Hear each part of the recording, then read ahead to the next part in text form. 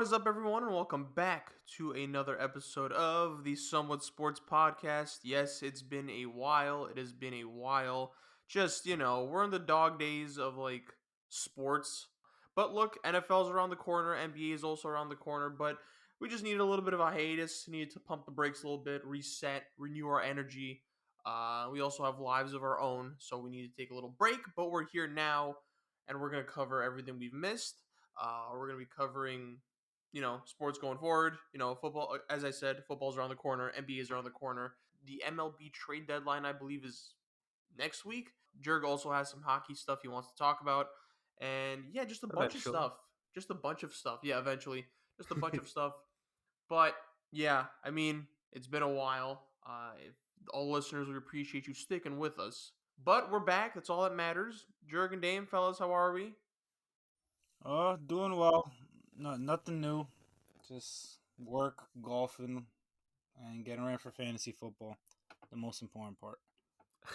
I am happy I am ecstatic. I am glad my Thursdays are better again, ladies and gentlemen, because the Somewhat Sports Podcast is back in action for the rest of this amazing Somewhat Sports summer of 2023. Guys, I missed you because podcast recording time is the best time. And you know what? Now begins the long trek because one day, fellas, perhaps the three of us will get randomly paid $200+ million to transfer this podcast over to somewhere immoral to be able to record there. Perhaps, we might get at that skill level one day. I mean, if the Saudis offered us a bunch of money for this podcast, I'm, obviously going to say no because my moral. Nah, absolutely not. If they offer us money, I'd be taking that shit instantly. But, yeah, man, Saudi money. That's exactly why Damon is playing golf now, by the way, because he wants that Saudi money for nothing else. And you know what? I commend him for that.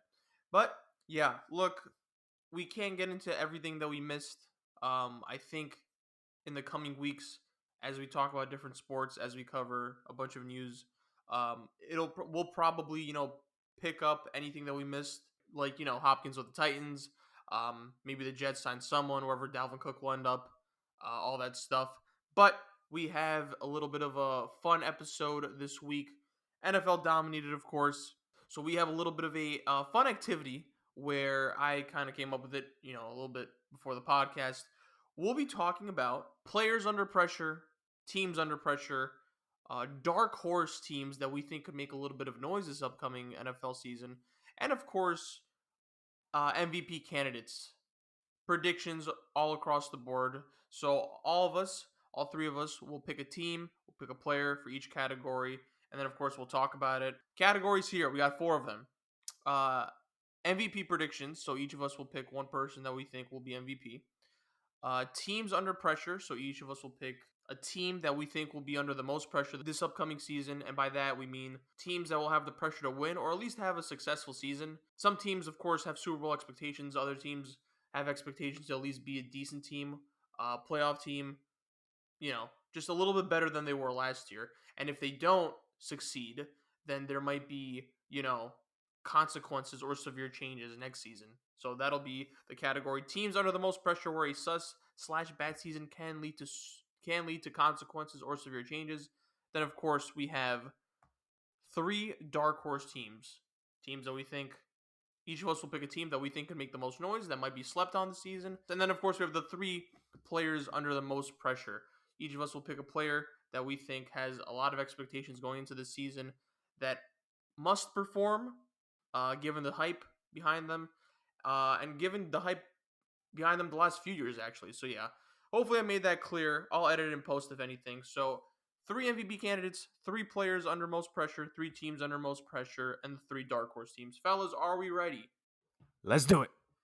Beautiful, beautiful. Now, what do you guys want to start off with? MVP teams under most pressure, players under most pressure, or 3 dark horse teams? Let's go.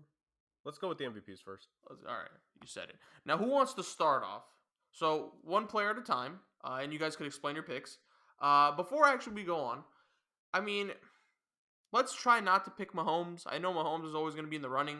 Wasn't even on my list. Just making sure. He already won it last year. Well, he has 2 of them, but he won it last year. So let's try to not pick Mahomes. Dame, since you already have some stuff to talk about, you go ahead. Who's your first pick for the MVP candidate predictions? Well, I would say when the offseason kind of started, I looked at Josh Allen as as my MVP pick, but then he was put on the Madden cover, and that just blew all that to shambles. So now I was between two guys. Between I'll just pick. I won't say the other guy, but I'll go with Joe Burrow. Um, I think I don't know if he's gonna get his contract this offseason or next offseason. I know they're talking about it now. He could just get it this season. Regardless though, I think he's in for a monster year. This is yet another year to develop chemistry with those wide receivers. He has Jamar Chase and T Higgins, who are arguably the best wide receiver duo in football. Joe Mixon came back. They improved the offensive line over the offseason. And just another year of him being healthy and then probably getting that new deal. I think he's gonna be super motivated, especially since although he was kind of undefeated against Mahomes until the last playoffs, he's had success against the top QBs. It's obviously beat Josh Allen last year in the playoffs as well. And I think as long as he wins that division, he's gonna put up big numbers regardless in that kind of offense. I don't know if he's gonna lead the league in passing yards and touchdowns, but he's definitely gonna be up there. And I just think at the end of the day, that division is going to be tough for sure with Lamar Jackson coming back to the Ravens. The Browns, I think, are going to be a very good team with Deshaun Watson back there. I think the Steelers, I'm not too high as some other people are maybe, but I think their defense is always tough to play against. So if he can come out and win that division and put up numbers, I think he's going to have a very good chance to win the MVP. Huh. That's actually kind of funny, Dame, considering I too have an AFC North quarterback as my MVP winner for this next season, but not my boy Joe Burrow. Still Stan Joe Cool. All in all, the best quarterback not named Patrick Mahomes in this league. Because Josh Allen is a scumbag from what we've seen in this past offseason. At least for me and Chris, he is dead to us emotionally and all that. But I have Lamar Jackson as my MVP candidate. For the record, that was my other guy. That's what I was talking about that I don't want to name. But yeah, to me, just whoever wins the division, to me, I think is going to win the MVP. I don't think the guy who comes in second is going to win it. Yeah, I'm with you. I think you can't go wrong with either of those two guys. Joe Burrow having not won an MVP yet, obviously, but the last two seasons has looked extremely good. I think an MVP is definitely in his future, and honestly, it wouldn't shock me if it is this season. But I also wouldn't be surprised if the MVP award would go to Lamar Jackson this season. Baltimore finally, guys, something crazy happened this offseason, over the last couple months. The Baltimore Ravens added wide receiving talent, not just bodies, to the wide receiving room. They actually added some talent in that wide receiver room to maybe diversify that passing game finally for the first time in Lamar Jackson's tenure there. It's no secret that us on this podcast, most people on most NFL podcasts and shows, have been screaming at the Baltimore Ravens, why don't you add some actual players that can run routes and catch the ball consistently that Lamar can go to, that Lamar can throw to, that are not named Mark Andrews. And it looks like they finally potentially did that in the draft, a little bit in free agency. There is some talent there. Now, is it the best wide receiving room even in this division? No. I think the Bengals win that by default, considering Jamar Chase is just a god. But I think the acquisitions of wide receivers in the offseason, I think the hopefulness that if the running back room is healthy, that it is a more diversified running attack, so everyone just doesn't assume it's only Lamar taking carries. And I think most importantly, a new offensive coordinator in Baltimore finally changing the offensive scheming and the play calling. It looks like a lot of things are coming together for Lamar to be able to go out there and win what would be his second MVP award. Because, I mean, we talk about Patrick Mahomes. He just won his second MVP award. There's another quarterback out there that has an MVP that could look to add one onto his resume, and it would look really good for his resume, and that is Lamar Jackson.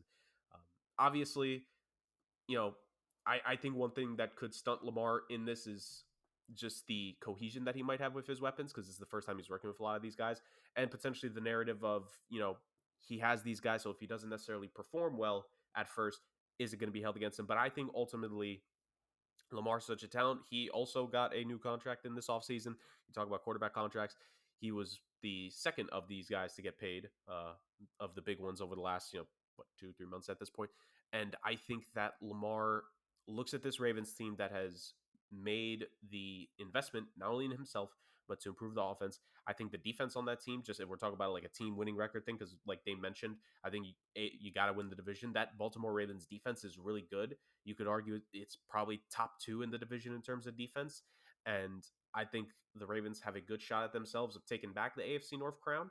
and Lamar being the catalyst for yet another offensively, prominent season in Baltimore could definitely, combine everything to put another MVP in his trophy case. So I have for my non-Patrick Mahomes selection MVP award, because I think, you mentioned it, Chris, Mahomes is going to be in this conversation every year for the rest of his career. So it's all about who are the other guys that we expect to be in the conversation. I firmly expect Lamar Jackson to very much deservingly be in this convo. And if he has the best passing season of his career this year, it's going to be hard to argue it shouldn't go to him, especially if Baltimore wins the division. Yeah, so I agree with you, fellas. I also had Joe Burrow and Lamar Jackson as some of my candidates. Obviously, Mahomes is there. I have a dark horse that I don't want to bring up yet because we might, talk about him later. But for me, I mean, I'm gonna complete the trifecta of like predictable MVP candidate predictions. I have Jalen Hurts. Obviously, last year was a coming out party for him. The Eagles obviously went to the Super Bowl. I think that NFC is extremely thin, and I think the Eagles are the team to beat in the NFC.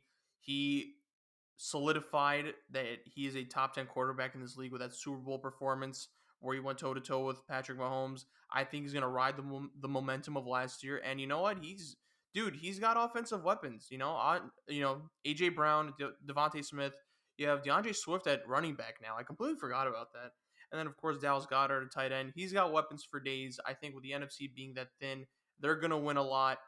I think they're going to win the division. Spoiler alert. They have a stacked team, especially on offense. Hurts is surrounded by great offensive weapons. He's got a great offensive line. And I just think, the confidence is super high right now. Now he has the contract. I think he's going to live up to it. Great protection, great weapons, relatively weaker conference. So I think all the pieces are there for Jalen Hurts to just, have an MVP season. I think with the AFC it's so stacked that you just never know what's going to happen, who's going to come out on top, and maybe that affects, who the MVP might be. So could be Lamar Jackson, could be Joe Burrow, but again, maybe one of those teams isn't going to win, obviously, the AFC North. So maybe like they're out of the playoffs. Maybe they're competing for a wild card. Maybe that affects their stance on MVP, their position in the MVP race. So I'm just gonna go with Jalen Hurts just because I think it's a little bit easier for him. But also it's also Jalen Hurts I think has the capability of just performing at a high level too. It's not just everything else. Plus one of the best running quarterbacks in the NFL. So I got Jalen Hurts for MVP this year. You bring up a good What's up, point Drew? there, Chris. I'm saying you bring up a good point because if he does win the conference, like you have a quarterback that wins his conference, not just his division, compared to some of the guys in the AFC. Like, if we're being honest here for a split second, hatred of who he's dating aside, Josh Allen's going to win his division, but it's not a lock that he wins his conference. Justin Herbert is probably going to finish second in his division, and he's a really good quarterback, and he's going to put up stats, but he's probably 6th or 7th in the MVP voting. So it's like, you bring up a good point there. Like, does the state of the NFC now just favor Jalen Hurts to where this season could be a runaway MVP campaign for him, especially if the Eagles, if we're real here, if they're fully healthy, with what they did to the NFC last year, They're the team to beat. Not just that, is like 15-2 out of the realm of possibility? Because since we got to 17 games, has a team won 15 games yet in the 17 game schedule? I don't think so. So like if they go 15-2 or 16-1, I think it's a lock that he's getting that MVP award. For sure. I'm here for it. Okay, let's move on to 3 players under most pressure. So one each. Who do we start off with? Dame? Jurg? Let me start off with you. Who do you got? Who is your player under the most pressure this upcoming NFL season? I had a lot of fun at this one, and Yeah. my answer presides in the AFC West, actually. And this is a guy who I have. Well, No, Chris, this is not who you think it is. This is not who you think it is. I know who it is, but now I know who you think I might think it might be. My answer is Justin Herbert. You could also bring up the contract, Jurg, if you want. Yeah, so here's my thing. I have defended Justin Herbert on the show before. I don't really think there should be a defense. He's an extremely talented quarterback. He's a top 10 quarterback in this league. I don't think there's any reason to argue that. And I don't think most people would argue that unless you're just really weird when it comes to talking sports, which if so, seek help. But Emmanuel Wacho. Anyways, despite the label of social media quarterback, he is not that. He's very good. And more importantly, Justin Herbert he's carried that team the last couple of years. Whatever we want to say, yes, they've only made the playoffs once since he started his career there, but he has been the lone speck of light on that goddamn team. From the injuries that they suffered last season on both offense and defense, when the number one player you sign in free agency is hurt for half the season and you lose your franchise left tackle, that doesn't necessarily help your odds in anything. And they had a terrible offensive coordinator too. God knows that Lombardi was not doing the job there. But here's the thing. The Chargers are looking healthier this offseason, at least if we are to assume they will walk into the season fully healthy. Their franchise left tackle is back. J.C. Jackson should be healthy for a full season.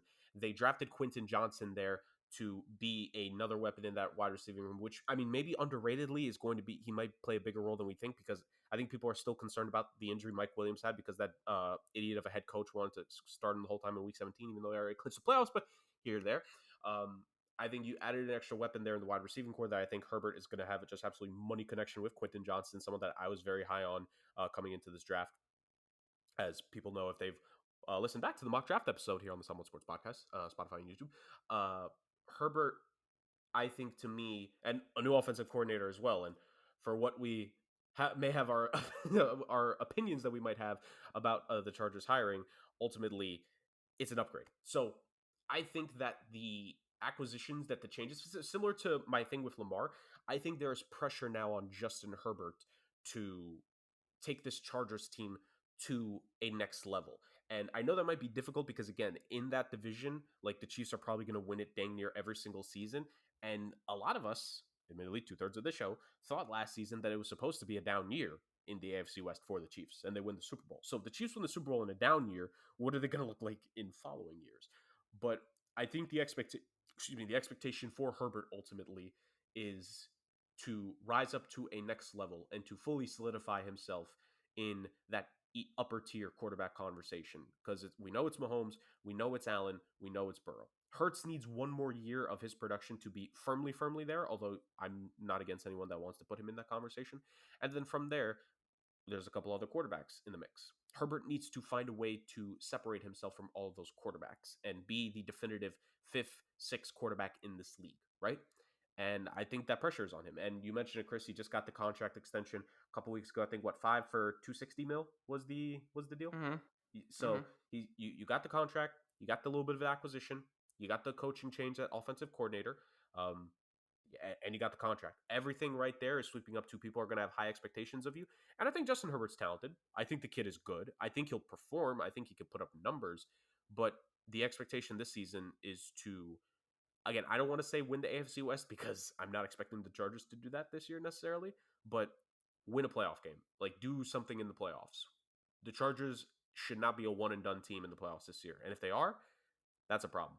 Yeah, he has the weapons to do it too. And also the Quentin Johnston, I think, was who they drafted at that was the wide receiver they drafted this year. So he's kind of stacked on weapons, man.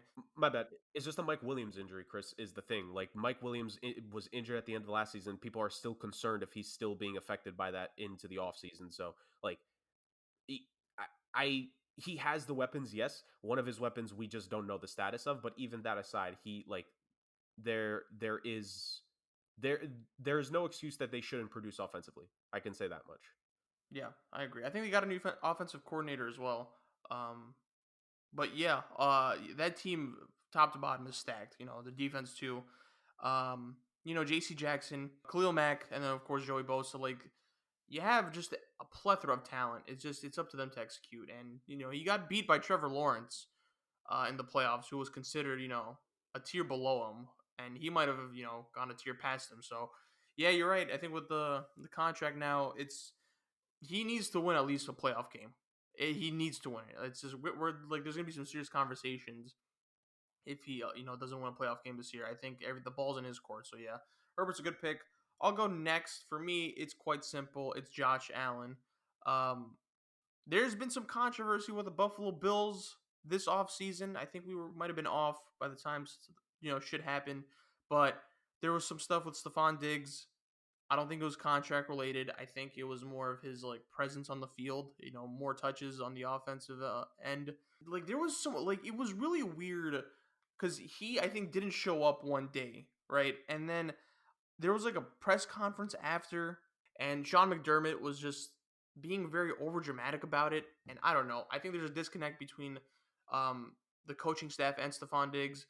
Josh Allen, like Dame said, he's on the cover of Madden, so that's not a good start. But look, last year, Bills were hyped up to be the team to beat. Everyone had them. I mean, most people had them winning the Super Bowl. Everyone was just like, Josh Allen is on the level of Patrick Mahomes. And you know what? They started off well. And then, of course, I think second half of the season is when they kind of went on the downhill. You might have to take into account Josh Allen's injury because I think there was like an elbow injury towards the end of the Jets game. But look, Josh Allen had an incredible amount of hype. Went downhill a little bit in the second half of the season. Got beat by Joe Burrow in Buffalo, by the way. They only put up like 10 points, too. And I think that was the start of the whole Stephon Diggs frustration. So I think the Bills, just in general, but also Josh Allen, because he is, the main guy on that team, he's going to have to show up and produce because now a lot of people put Joe Burrow ahead of him. He has now gone to 3. And if you can't beat Patrick Mahomes, now he can't beat Joe Burrow in the playoffs. He is it's crazy how like how the hype was last year to how the hype has died down because a lot of people have the Bengals ahead of the Bills. I believe I think their running back also is going to miss the entire season now because he got hurt with it was like a jet skiing injury. So Josh Allen, there's also talk about him having to change his style a little bit. He is 27. Maybe I think they were like talking about him possibly running less.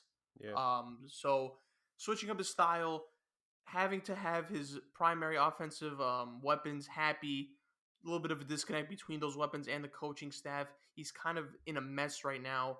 He's going to have to be the one to kind of fix everything. It's up to him, I think. I think it is truly up to him because if the Bills don't have a great season, then there might be some consequences. There might be some changes for that team. But Josh Allen needs to be the one to kind of, fix everything. Because with the hype that he got last year, I mean, there's no reason for him to not step up this year. So I think it's all on him. I know it might be some unfair pressure, but that's what it is. If you want to be mentioned within the greats, if you want to be mentioned next to the greats like Mahomes, and you want to surpass Burrow, and you got to be like, yo, y'all put Burrow ahead of me, y'all forgot me, well, you got to show up now. Because talk about the AFC in general being like, a death zone. The AFC East is crazy too, because now you got Aaron Rodgers in that division. So, Jurg, you said that you have the Bills winning that division.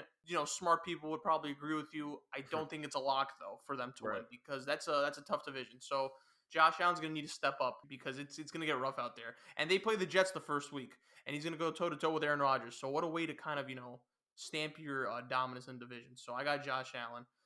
Dame. So I'm gonna go with a guy in the same division. I'm gonna go with Aaron Rodgers, our guy, ironically. But I'm gonna go with Aaron Rodgers because it feels like he's getting everything he wants for the first time. Obviously in Green Bay, it seemed like he never got what he wants, but now he gets his offensive coordinator. He gets all these weapons. The Jets are most likely gonna add Dalvin Cook when they already had 2 pretty good running backs, one great running back and one pretty good running back. And Brees Hall, Michael Carter. He has a stacked defense, something he rarely had. I wouldn't say never had in Green Bay, but rarely had in Green Bay. He has players and team and coaches that all like love him and adore him, and he's getting all this media coverage and stuff. And it just seems like he's finally happy due to the fact that he is like finally appreciated and stuff like that. So to me, it feels like the combination of him kind of getting everything he wants and the fact that a lot of people in the media think he's on the decline of his career and he's not a top 5 quarterback anymore. And last year wasn't just kind of a fluke year; it was actually the kind of quarterback he was, even though he won back-to-back MVPs 2 and 3 years ago. So I think all the combination of all of that, and especially playing in New York too. I mean, he's gonna be on a spotlight each and every single day, from practice, obviously training camp. They're on Hard Knocks. Side note: Hard Knocks looks like it's gonna be incredible. That trailer of Garrett Wilson and Sauce Gardner got me so hyped. But he's gonna be on the microscope. Everything he does, obviously, anywhere he goes out, like the Knicks game or whatever case may be, he's always shown. So there's gonna be so much pressure on him to not only like look like he's happy there, but succeed, obviously. And it's a tough division. Obviously, Josh Allen, you have the Miami Dolphins, who are absolutely loaded on offense. They're going to be a tough team to deal with. And that's just a division. And then in your conference, you have Joe Burrow, Lamar Jackson, Trevor Lawrence, Patrick Mahomes. Like, the competition is extremely tough out in the AFC. So I think the most pressure going into the season has to be on Aaron Rodgers from all these different combinations of things. Yeah, I think a lot of people had Aaron Rodgers on their list. I had him also as well, but I knew someone was going to pick him. All right, let's move on over to the three teams. The three teams that are under the most pressure where a sus or bad season can lead to consequences or severe changes. I'll start off with this one, and I think I'm just going to rebound off what I said in terms of like my player under most pressure. I'm just going to pick his team for this one. I got the Buffalo Bills. I think they have gone all in to beat the Chiefs because they think that's the team to beat, and they are the team to beat in order to get to the Super Bowl. They couldn't do that. They lost to the Chiefs in the divisional round game, and then of course they lose to the Bengals, I believe, in the divisional round, the season where they quote went all in. I know Von Miller was hurt, but they only put up like 10 points, and it was just a disappointing. They got slaughtered by the Bengals actually, but yeah, like I said, for the reasons above, it's just the team's good. The team's really good, but they're in a little bit of turmoil. Again, Diggs isn't seeing eye to eye with the coaching staff. Maybe it's been overblown a bit. I think Josh Allen came on a podcast and said that. But again, you're supposed to say that when you're kind of leader of the team. You just kind of like you just want to bring the noise down. But look, the running backs out for the season. I like their pick in the draft. Their tight end was a dud. It was Kincaid, yeah. Yeah. Picked Kincaid. I think it was a good pick for them. I think Kincaid was like the best offensive option available in that draft by the time they picked. So I thought he was a solid pick. I'm not a big fan of Gabe Davis as like your number 2 option. I know he's like shown flashes of greatness, but not consistent enough. So they're in flux right now. And I think if they don't make noise, because for me, they have to at least make the Super Bowl to be considered a successful season. So if they don't win the Super Bowl, if they don't get to the Super Bowl, I could see some changes. I know, like, didn't they sign Sean McDermott to an extension recently? I believe so.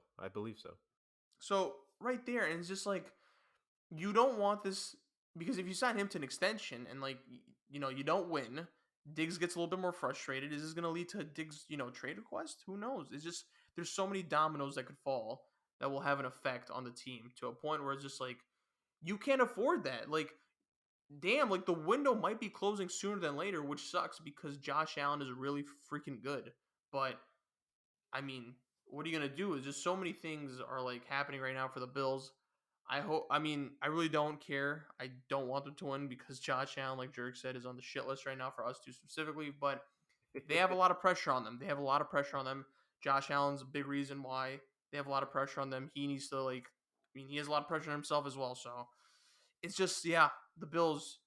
A lot of people have you winning the division, but a lot of people have other teams ahead of them.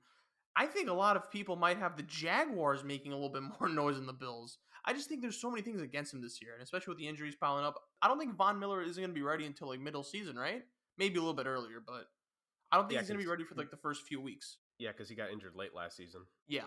So it's just one of the I think that first game against the Jets is going to tell us a lot because the panic button might be pressed quicker than usual. Because I do think there's like the media wants to like have one of those elite teams kind of fall off so they can have someone to talk about, So I have the Bills with the most pressure this season. Dame, what do you got? I'm going to also say in division again, I'm going with the Miami Dolphins. And this specifically maybe is lean towards Tua because I feel like this is it for him. If he, whether he, it's not even about him performing, it's about him staying healthy. I mean, if he plays 5 out of 17 games, the 5 games are great. I don't think it really matters because they'll just know, like, yeah, I mean, we gave him, I think they should have moved on from him after this year, especially with the talent they have with Tyreek Hill and Jalen Waddle, arguably compared to the Bengals, might even be a better wide receiver duo. They have all these speedsters at running backs. They're still interested in Dalvin Cook. That could still happen.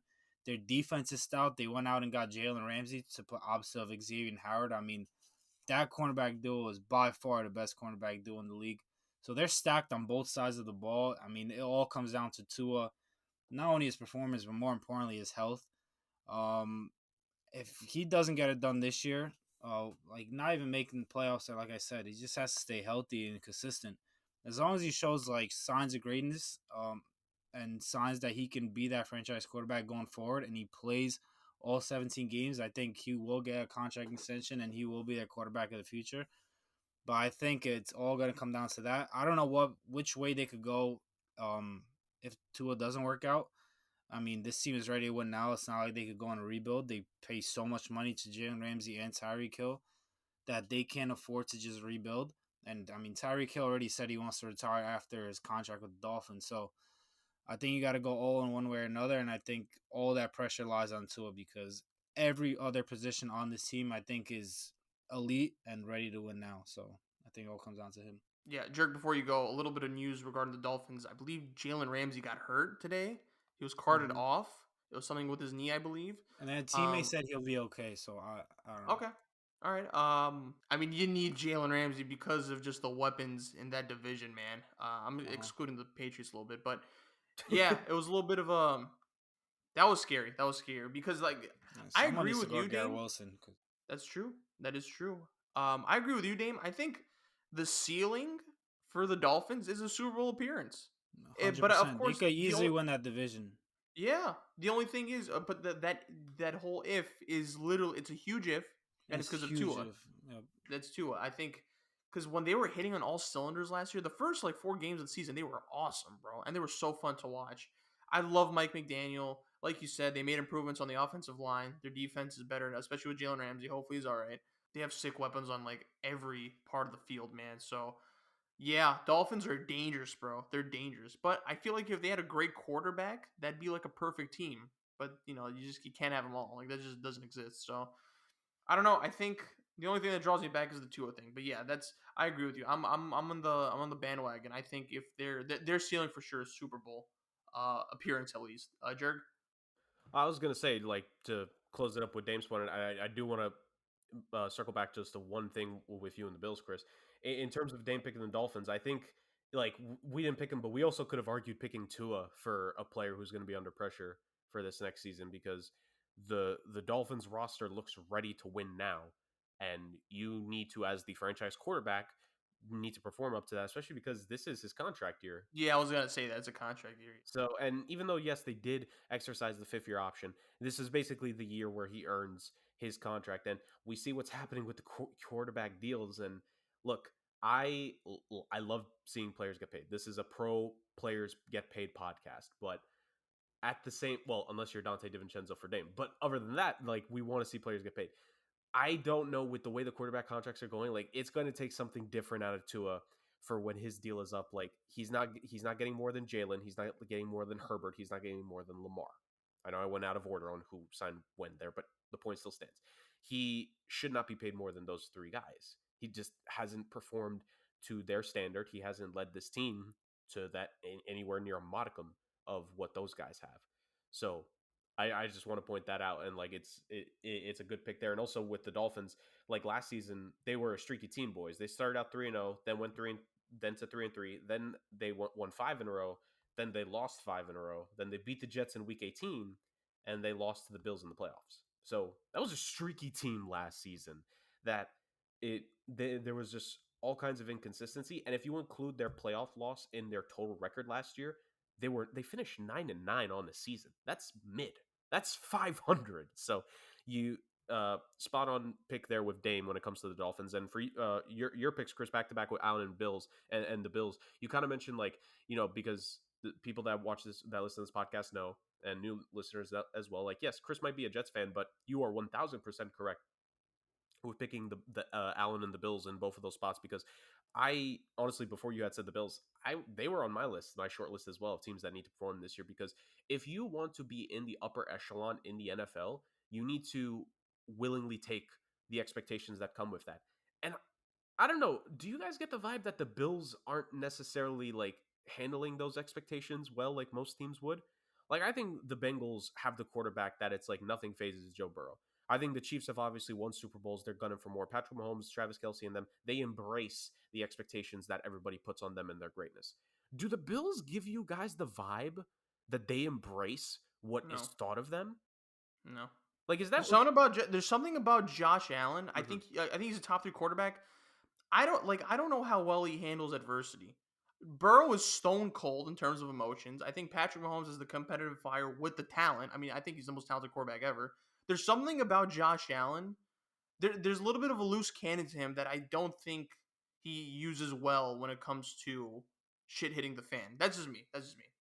Yeah, no, but I just want to make that point clear to people where it's like, in case anyone listening to this thinks that Chris is harping on the Bills too much, like, no, this team last season basically told us it's Super Bowl or bust, and they lost in the divisional round. Hell, they barely beat the Dolphins in the wild card game, and the Dolphins were down to their third string quarterback. Like, God. that's not a Super Bowl or bust team. And you mentioned it with Allen, Chris, where it's like, Josh Allen wants to make sure that, people don't forget him in this conversation. Bro, the quarterbacks we rank above you have done more than you. Mahomes has won the 2 Super Bowls, and Joe Burrow in his 2 full seasons in his career where he actually got to finish the seasons out, he made a Super Bowl and lost on the last possession, and he made an AFC Championship game where his team lost on the last possession. Isn't it funny that Joe Burrow, it's his defense failing him what's stopping him from having success? That's not the case with the Bills here. Like, it's Josh Allen is the guy. Josh Allen has to be the guy. No coin flip excuse. No, if we replayed that game which one of the Bills players said, or maybe it's a former Bill now, that said, oh, if we replay that game against the Bengals, we beat them? No, you don't. You scored 10 points in the snow. The Bengals scored more than you. Like, so get over it. Now, the Bills are not my team for this, despite the fact that I have harped on them a little bit there. I'm going to be a little bit different here because we've gone very quarterback heavy with all our picks, which is, natural. It's the most important position on the field. And we've also gone very AFC heavy in all our selections. So let me go to an NFC team here to be a little bit different. The San Francisco 49ers are my team, where you want to talk about a team that has low-key had Super Bowl or bust expectations for a while. Oh, like, yes, it's been the successful tenure. They made a couple NFC Championship games. They did make a Super Bowl, which was lost to Patrick Mahomes in the last 6 minutes of the game. But the expectation for the San Francisco 49ers, this is one of the legacy franchises in the NFL. 5 Super Bowls, right? Like, the history of that team of, getting far. The expectation for John Lynch and Kyle Shanahan is to bring a championship back to San Francisco. And they've had a couple seasons now, back-to-back NFC championship games where it was a disappointing loss to your division rival Rams, who have won a Super Bowl more recently than you, and a just shellacking at the hands of the Eagles last season, who have clearly proven that they are the class of this conference far and away this season. If you are the San Francisco 49ers, yes, a lot of people will probably favor you to win the division. I think they deservedly have that right. But when does it get to a point where it's conference championship game after conference championship game after conference championship game, where it's like, what is stopping this team from taking themselves to that final frontier where they make and win the Super Bowl? I think that has to be a question. And also, look, and again, I firmly believe the 49ers are the definitive second team in this conference. A down season from them this year might be in the cards, boys. That is not a quarterback room that gives any of us 100% confidence. Yes, big clock Brock is, on track to potentially be back a little bit earlier than most would have expected. But again, he had Tommy John surgery. I'm not expecting him to start week 1. If he does, I kind of think that says more about Sam Darnold and Trey goddamn Lance than it does Brock Purdy. And then let's go back to that. The other options are Trey Lance and Sam Darnold. Trey Lance has not impressed us in any way, shape, or form. The former number 3 overall pick, who they traded up assets for. So there's that. And then it's Sam Darnold, which I do a podcast with, between 2 podcasts combined, 3 Jets fans, technically 4, but 3 Jets fans. And you 2 in particular know about Sam Darnold. And maybe him being with Kyle Shanahan, easily the best coach he's ever been with by a country mile. Maybe that he'll look better than what we expect. But I think a down year in San Francisco, it's going to shake a little bit of the foundation with that team because guys are going to be due contracts here, right? They lost Mike McGlinchey this past offseason. Nick Bosa is expecting his deal here. You got to pay. You have two of the top linebackers in the game here in Dre Greenlaw and Fred Warner. I think Warner's already been paid if I'm not mistaken. But what about Green? Like, you have, if you look around it, there are pieces to this team that are going to be due contracts where, is everything sustainable? That I know maybe you could argue, well, right now it's Trey Lance on his rookie deal, which as of now, no one would give him a big money deal after this contract ends. It's Sam Darnold, who they got for cheap, where maybe if he performs, he gets a little bit of a pay raise or not. And Brock Purdy, 3 more years, making less than $1 million because Mr. Irrelevant, he was the last pick in the draft. But that being said, like, if you are San Francisco, do you need to start asking the questions, why do we continue to not make the final leap? the last few years for San Francisco has been always the bridesmaid, but never the bride. Or in this case, always the groomsman, but never the groom. Like, when I'm not saying anything, like, I'm not saying Shanahan would get fired. I'm not saying something would happen with John Lynch, but I am saying, is there some roster turnover that needs to happen, a la what Chris is alluding to with the Buffalo Bills, of why are we not winning when the expectation internally is win the whole damn thing? I think it's a fair question to ask about San Francisco. Yeah, the Niners are always there. And again, I think they're the second best team in the NFC. So, I mean, to me, like, the only team for them to beat is the Eagles. So, I mean, we'll see. We'll see how the NFC plays out. Because it's so thin, I think there's a lot of unpredictability for that conference. All right, last category. 3 dark horse teams that we think can make noise this upcoming season, baby. Dame, do you want to start off with this one? Since I think everyone else went first. Yeah, because I only got one. So, I'm gonna go with the Cleveland Browns. I just think from top to bottom, they're super talented. Is like the Dolphins, it kind of just comes down to the quarterback with Deshaun Watson. I mean, at one point in time, Deshaun Watson was, I mean, to me, he was considered a top 5 quarterback at once, obviously close to 4 or 5, but definitely like a top 7, top 10 quarterback in the league unanimously. I mean, he could still get back to that point. Obviously, missed a lot of time with all that off the field kind of stuff. And last year, it was kind of like his get back year, kind of dust the rust off. Now he gets a full off season, full training camp, all that OTAs, all that stuff to get acclimated into that Brown system, to get comfortable with his teammates. And that offense is star-studded. I mean, the offensive line is arguably the best offensive line in the league, with Jurg Willis, Joe. I'm not even gonna say the names. I can't pronounce them, but I know there's some of the top linemen in the league. And then on the outside, you have Amari Cooper, who's one of the best wide receivers and route runners in the league. They added Elijah Moore from the Jets, and personally, I think Elijah Moore was super underused on the Jets. I think he's an absolute stud. He's super explosive. He can get open. He can make things happen with the ball. Then you have Nick Chubb at running back, who's arguably the best running back in the entire NFL. I mean, they literally have no weakness on the offensive side of the ball. They could run the ball for 200 yards a game. They could throw the ball for 400 yards a game. Like, it's just almost an unstoppable offense if Deshaun Watson plays as we know Deshaun Watson can play. And the defense, obviously, from top to bottom, you have Myles Garrett on the defensive line. So they added Darius Smith, who's to put him opposite of Myles Garrett. I mean, who are you gonna double team on the defensive line? They're gonna cause havoc for those quarterbacks in the AFC North. On the back end, from Denzel Ward to Grant Delpit to Greg Newsome II. I mean, this team is loaded with talent. And I think a lot of people are aren't talking about them enough because of Joe Burrow and Lamar Jackson, the Ravens and the Bengals. For good reason, of course. The Bengals went to AFC Championship. The Ravens didn't have Lamar Jackson all last year, so people kind of think that Lamar Jackson coming back to his MVP form, and of course getting that new deal while having motivated and adding Odell Beckham and Zay Flowers, who I think was the best wide receiver in that class. I think that team, of course, has a chance to be super explosive and dangerous, but man, I would not be surprised if the Browns do come out and win this division because of how super talented they are on both sides of the ball, and because of the fact that people really aren't expecting much for them. The pressure won't be on them. In a lot of these games, they're going to be the underdog when they play the Ravens and the Bengals. But of course, division games are always tough no matter who you play. And I just think the Browns have the talent to match up with both the Bengals and the Ravens. And I think I'm not saying they will win the division, but I think they're definitely a dark horse to win the division and go far in the playoffs. I'll go next, and because I have a team in the same division, I have the Pittsburgh Steelers. Oh my God! Yep. Wow. So Yep. dark horse, not be stupid. So to my defense, I picked. I know they didn't go far, but I picked the Minnesota Vikings as the dark horse team last year to one person, and he could come to my defense.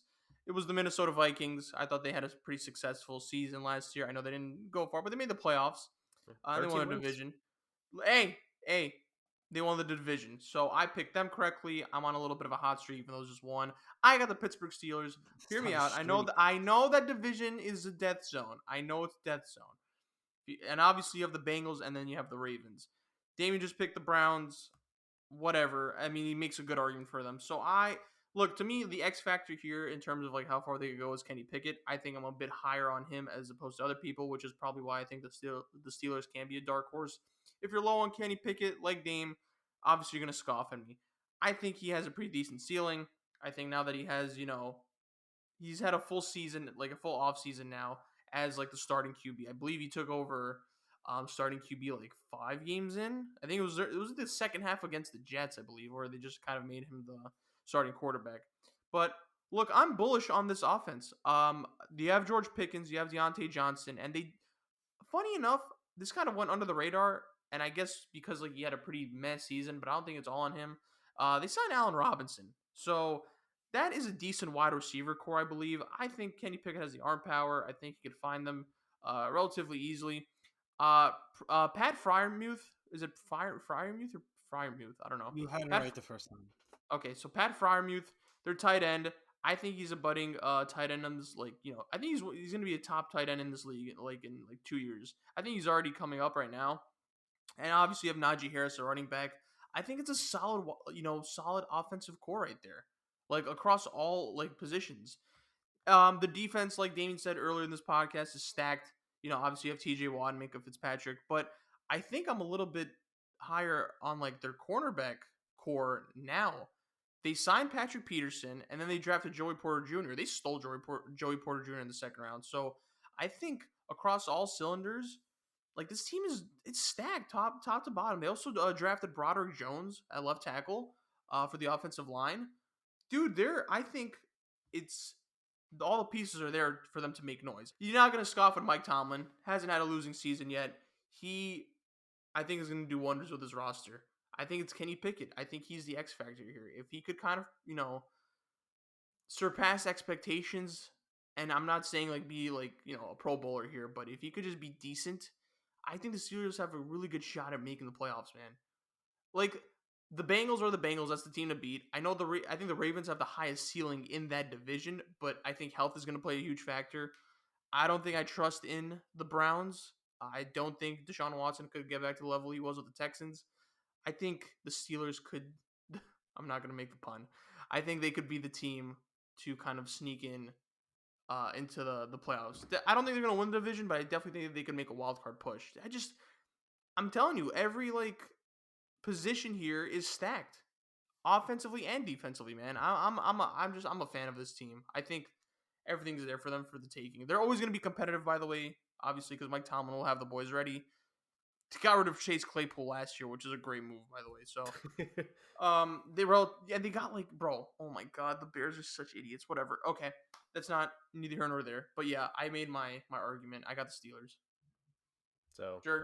a streak will end after 1 year, which doesn't constitute as a streak, but things have to end. All right, my team again. I'm sticking with the NFC here to be a little bit different, guys. Last season we saw a team themed after cats in the South Division have a rough start to the season, but finish off strong with a young quarterback, with a first-time head coach. Well, not first-time head coach. Head coach in his first season with the organization. Solid running game, good to underrated defense. Make the playoffs in the AFC. And I think the same thing will happen in the NFC. Give me the Carolina Panthers as my dark horse team in the NFC South. Ooh. I think that is the most wide open division in football. Derek Carr's overrated. I do not believe in the Saints team. Dennis Allen is a fraud of a head coach and will probably be fired at the end of the season. I do not believe the Saints in any way. The Tampa Bay Buccaneers are tanking. They're going to sell off half that goddamn team at the trade deadline, and the Atlanta Falcons are going to, eventually go in the Caleb Williams sweepstake. This is the division for the Carolina Panthers taking. Frank Reich finally gets a quarterback who can move with his goddamn legs that he never had in Indianapolis. Imagine a quarterback that could move above 2 miles an hour. Imagine a quarterback that's not going to lose to a goddamn snail in a race. That's what he's finally going to have under quarterback for himself in Carolina. Bryce Young is electric. He absolutely deserved to be the first overall pick. We only believe the reports that he shouldn't have been, but if we're going just strictly based off of talent, hype be damned, Bryce Young was going to be the guy. There's a solid offensive line they've been building the last couple of years with 2 bookend tackles, I think, in Taylor Moton, who's solid, and Ike Ekwonu, who I think the last 10 games of last season didn't allow a single sack. So that is extremely good. A solid running game that added Miles Sanders to the lineup.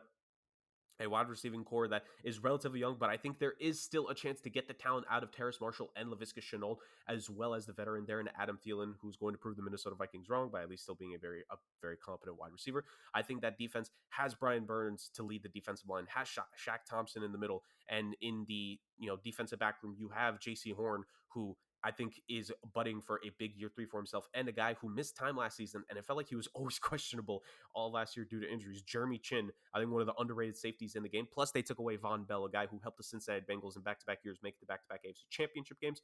I think the Cincinnati I'm sticking with the cat theme teams. I think the Carolina Panthers are absolutely able to win this NFC South division. I don't think it needs to take a lot of work. They could get 9 wins, and I'm confident they're going to win the division. And who knows? Maybe they get lucky and they face a team in the first round that just chokes away playoff leads. And the Carolina Panthers might be winning a playoff game this season. I may not go that far, but I do firmly believe that the Carolina Panthers have a more than realistic shot to make some noise this season. I think they should be considered a team that could take the NFC South from under the quote-unquote favorite Saints' noses. And I'm going to make them be my dark horse favorites for my dark horse candidate for the 2023 season. Again, this doesn't mean Super Bowl. We're not talking about Super Bowl dark horse. We're just talking about dark horse that can make noise in the season. Young, electrifying quarterback that could run and make plays with his legs and can sling the football. Solid wide receiving core, running game, a running back coming off a career year that sort of got paid, which doesn't really happen in the NFL anymore, apparently. Decent offensive line and a defense that I think is ready to take that next step. And they added, not even just with Frank Reich on the offensive side, they got Evero on the defensive side, who helped that defense, the Broncos, for the last couple seasons be one of the best defenses in the NFL. Had it not been for the garbage offenses they've had the last couple years, the Broncos would have actually made a couple playoff appearances. So they have Evero there. They have Frank Reich. They have the roster. Carolina Panthers, dark horse candidate 2023 season. Very ballsy pick, Jurg. Very ballsy pick, and I like it. I think you're right, man. Bryce Young has some decent weapons on that team. I'm looking at it now. Hey, Chris, you told me to go dark horse. I went with a thoroughbred for my selection. Yep. You have Adam Thielen. I think that, they signed Adam Thielen. They signed DJ Chark. They signed Hayden Hurst. I'm a fan of Terrace Marshall Jr. I know, he hasn't, lived up to the hype that I personally had for him coming out of the draft a few years ago, but I think he could definitely be. I think now with Bryce Young there, now that he has a legitimate quarterback that he could kind of build with, I expect coming out party for Terrace Marshall Jr. Yeah, I think Frank Reich's gonna do wonders. That division. I think by default I had the Saints coming out of the division, but I wouldn't mind if the Panthers won. Screw it. I'm a Bryce Young fan. A part of this for me is just I don't think the Saints deserve to be told they're a default winner of this division. You're right. I don't think they're that good, and I don't think Derek Carr is that good. Yeah. I think I'm a little more higher on the Falcons. I just think their quarterback position is kind of fucked, but they made some crazy moves this offseason. By crazy, I mean they made big moves, but we'll see. You're right. That's a division to look out for just because you don't know what's going to happen. I mean, guys, if you want to bring up some dark horses you had in the previous categories, I think MVP candidates, we kind of discussed all of them. I think for players under pressure, we kind of discussed all of them. Most of them. For teams I had under most pressure, a few of them, obviously had the Bills. I had the Patriots as below the Bills. The Patriots, the Raiders, and I also had the Rams. I think the Rams are a team to look out for this offseason because I don't think they're going to be that good. And I think after this season, they might be sellers if if they kind of lose, if they don't at least make some type of noise. And I think if they're sellers, they're definitely gonna have suitors because I think teams will go all in for Cooper Kupp and they're gonna go all in for Aaron Donald. I mean, I don't know if Aaron Donald wants to retire or not, but they have some mega pieces right there that could definitely get you some assets in return. So I think the Rams are a team to look out for. In terms of dark horse teams, I also had benefit of the doubt. I have the Bears just because they're going to look like a different team. Again, dark horse to make somewhat noise. I'm not saying they're going to go make it far like Jurg said, but they got DJ Moore. They got some weapons for Justin Fields. They strengthened that O-line with Darnell Wright and Nate Davis. Signed TJ Edwards and Tremaine Edmonds on the defensive end. So I think they're a team that should be better, but they're the Bears, so I don't know what their ceiling could be. And for me, I think if I didn't pick the Steelers, this would be my second team. It's kind of a cheating answer because they kind of went far last season. surpassed a lot of expectations. Seattle Seahawks, man. Hey. I think that team is that a team to look out for because they made the playoffs last year. They draft Jackson Smith and Njigba on as a wide receiver right there. So they have a wide receiver core of JSN, DK Metcalf, and Tyler Lockett. That's a scary offense. On defense, they signed Bobby Wagner again, I believe, this offseason, and they drafted Devon Witherspoon, who there's some, controversy. There's some stuff going on with his contract. He hasn't signed his rookie contract yet, but I think that'll probably get sorted out soon. That's a team who has kind of filled in the gaps, and they look really decent in positions that we thought they'd be thin at. So Seahawks team to look out for, fellas. Any what I basically did. Did you have any other teams or players that you had as dark horses that you want to talk about? I'll just quickly mention you can kind of mention them, but the Patriots. Yeah, I think if they have another bad year, no matter what, I think they're gonna move on Mac Jones, and then you're gonna have to start questioning Bill Belichick's job security. Damn, we're I getting. know he's done a lot there, but I mean, since Tom Brady left, it's been a disaster there. I feel like, and maybe they'll give him another chance with a different QB, but it feels like I don't know. It feels like it might be that time to move on from him. But I think before they fire him, I think he'll just retire just to kind of save face, But I think that's going to be an interesting story because I don't think they're going to have a good year. So I'm very interested to see how going into the next season that situation pans out. I think it was over for me after they failed to sign Hopkins. I think that was it. I think it was over the second you have Mac Jones as your quarterback. I just don't think you could go on. I agree. Jurg? For so other team I had as a potential dark horse, just because again I think the division. I should say this. I don't think they'd have a chance at winning the division, but it really depends on how their rookie quarterback plays. The Colts, if Anthony Richardson is as good as they need him to be, the Colts are weird, man, because they're not a young team, but they're not a super old team. They're a mix. There's veterans on that defense like Leonard to lead the squad. Shaquille Leonard there. Offensively, you still have a pretty good offensive line there. You have a number one caliber player in Pittman. Shane Steichen is the first time head coach. I think he brings some energy, and he just worked with Jalen Hurts. You think he wouldn't take that chance to work with Anthony Richardson? I think again, I don't think they win the division per se, but maybe they threaten it depending on if those scumbags in Tennessee take a step back, which hopefully they do because they don't deserve nice things for the quarterback that they have.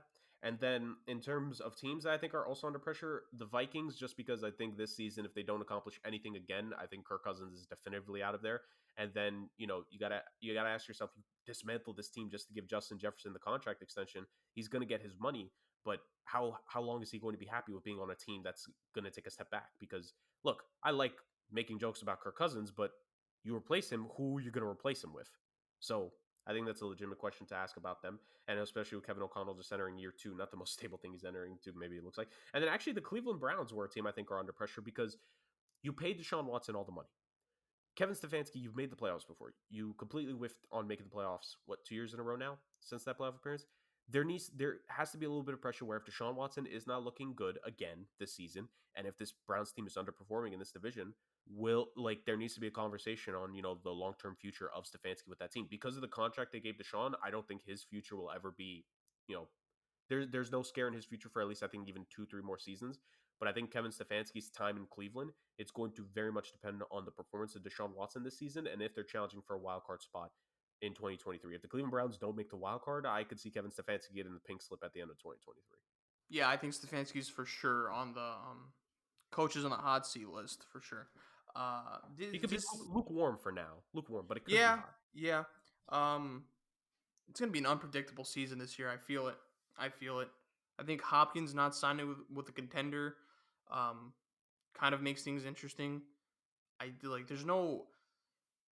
don't know what's gonna happen with Kadarius Toney on the Chiefs. I know he kind of got surgery. I think it was to clean up something, but still surgery, especially for Kadarius Toney, who's kind of been injury prone. So I don't think that anything's a lock for the AFC, and there's so many good teams in the AFC. I think, yeah, we're gonna be up in arms, but it definitely makes for a fun season. There's gonna be a lot of international games too. But yeah, we're gonna make graphics. We're gonna make predictions soon in terms of our division standings, predictions, all that. But yeah, I think that'll do it for this week. Pretty stacked week, I must say. I think we covered most teams well. Yeah, like I said in the beginning of the episode, it's been a while, but we're back. NFL around the corner. I believe preseason starts next week. NBA kind of around the corner. Jurg has NHL stuff that he'll talk about soon. MLB trade deadline next week. Well, that'll be the next episode. That'll be next week's episode. We'll be talking about the MLB trade deadline post MLB trade deadline. Thoughts, comments, concerns, criticisms. We'll have all of it. So that'll do it for this week. Jurg, where can they find us on the socials? Guys, it's been a while since I've gotten to say this, and I'm happy, so happy to be able to say it again. If you want to keep up with this amazing podcast itself, you follow us at somewhat.sports on Instagram to get the latest updates every time an episode is out. Like Chris said, we love posting when it comes around time. And look, NFL is right around the corner. NBA is going to be right around the corner. You're going to get our predictions in those sports very, very soon on it. And like Chris mentioned, you're going to get baseball next week with the trade deadline. The postseason's coming around, so me and Dame will have playoff predictions for that. Hockey's going to be coming up. I have a little nice fun idea playing with hockey in and of itself. Guys, the Somewhat Sports Podcast, we took a little bit of a break. We had to recharge the batteries, but at the end of the day, this podcast is ready to finish out the Somewhat Sports summer of 2023 strong, and please follow us for that ride. Like I said, at somewhat.sports on Instagram, somewhat space then sports on YouTube and Spotify. Like, comment, subscribe to YouTube. Give us 5 stars. Follow us on Spotify. Let us know how much you love the show. The podcast for the people, by the people, is back. And we're ready, baby. Beautifully put as always, Jurg. Beautifully put as always. To all listeners listening, if you made it this far, we appreciate you. And until next time, peace.